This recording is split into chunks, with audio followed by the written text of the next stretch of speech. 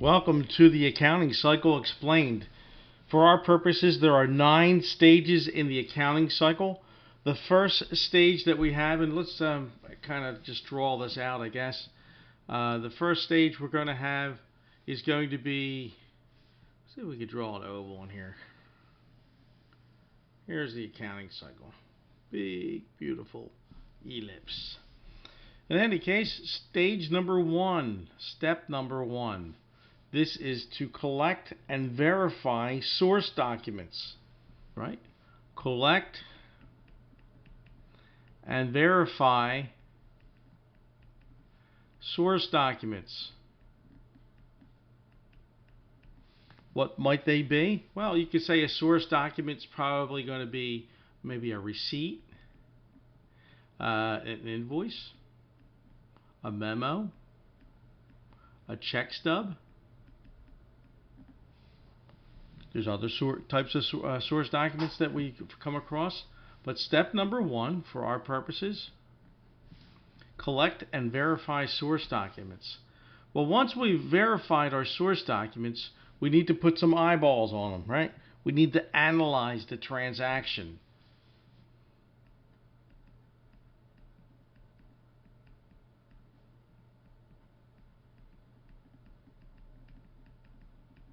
I need to look at the receipt and I need to ask myself, is this receipt from dinner with my wife for our anniversary, or is this receipt for a lunch appointment with a client?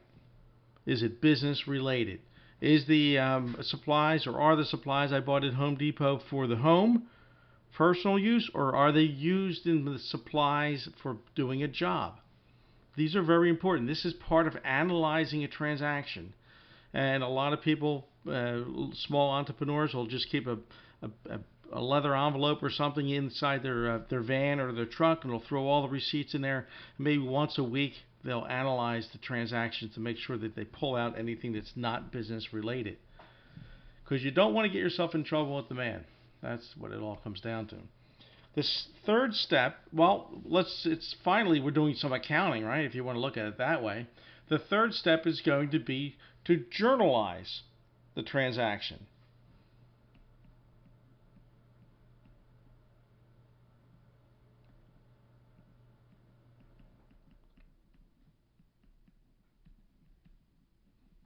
Where do we journalize it? Well, let's ask ourselves. On the general journal. So the third step is to journalize. What do we do when we journalize? We do it in date order. We work from left to right. We do one transaction at a time. And that's how we do it. There's the golden rule summed up for you. One line, one transaction, working from left to right. So now that we've journalized, we have to then post, which is the part of those 5 steps that we had talked about before. What do? We are posting the transaction to the ledgers. So post to where? And where is that form? That is called the general ledger. Each individual account that's affected has its own ledger account. So that is step number 4. So remember the 5 steps in posting. Ledger, ledger, ledger, ledger, general journal, right? That's another video. The 4th step, well, now that we have taken the transactions in the chronological order of the general journal and ledgered each one of them, or posted each one of those transactions, we need to make sure that we haven't screwed things up, so we need to do a very quick and dirty trial balance. Right? Well, trial balance is making sure that your debits equal your credits. It doesn't say that you put it in the correct ledger account. It just says that your debits equal credits. It's not speaking to the veracity, whether it's good, good information. Trial balance. And that's to make sure that your debits equal your credits and your books are balanced at that point. So there's step number 5. Step number 6. Well, step 6, we're finally going to do a worksheet.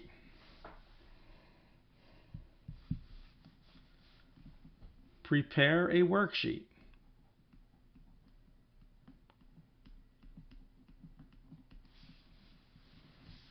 That is step 6.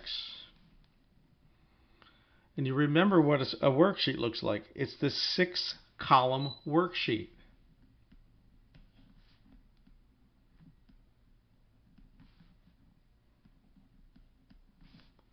The 6-column worksheet has in it your income statement and your balance sheet, along with a list of all of your accounts in the trial balance.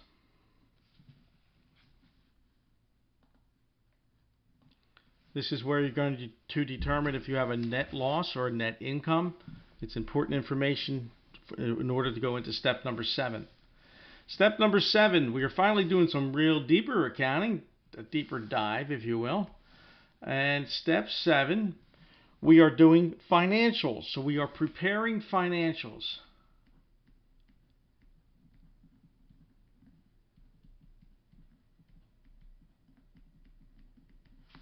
Which 3 financials are we preparing?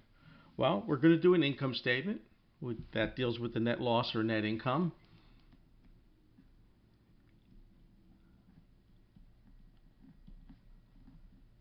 That's kind of a faraway E, isn't it now? Income statement.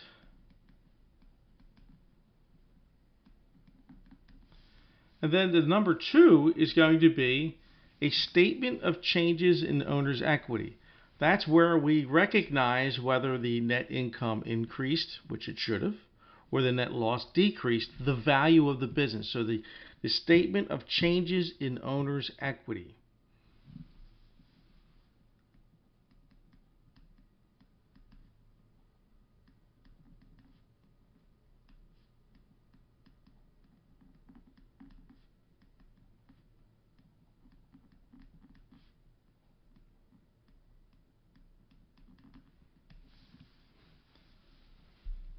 It's all predicated on the income statement, which determines if there's a net loss or a net income.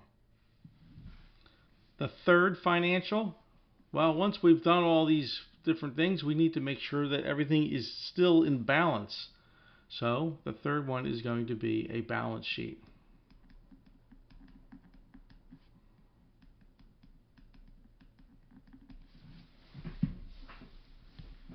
So that is step number 7. Well, step number 8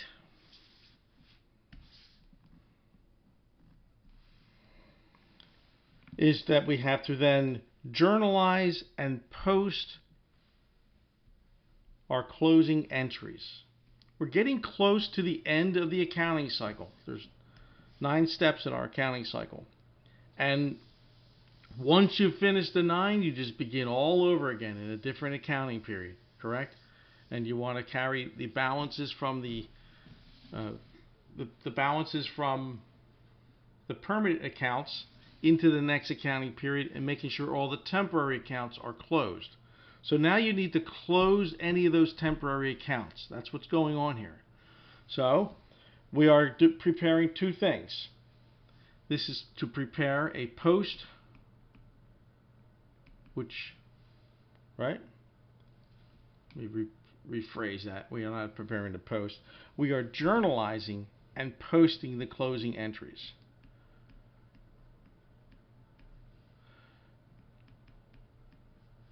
And posting, it has to be in this order, closing entries.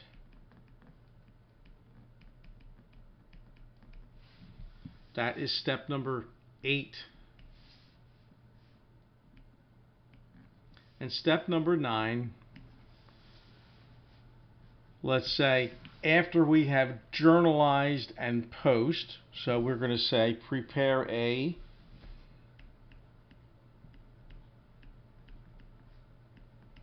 post, which means after. Does that make sense? Closing So all the temporary accounts have been zeroed out. Trial balance.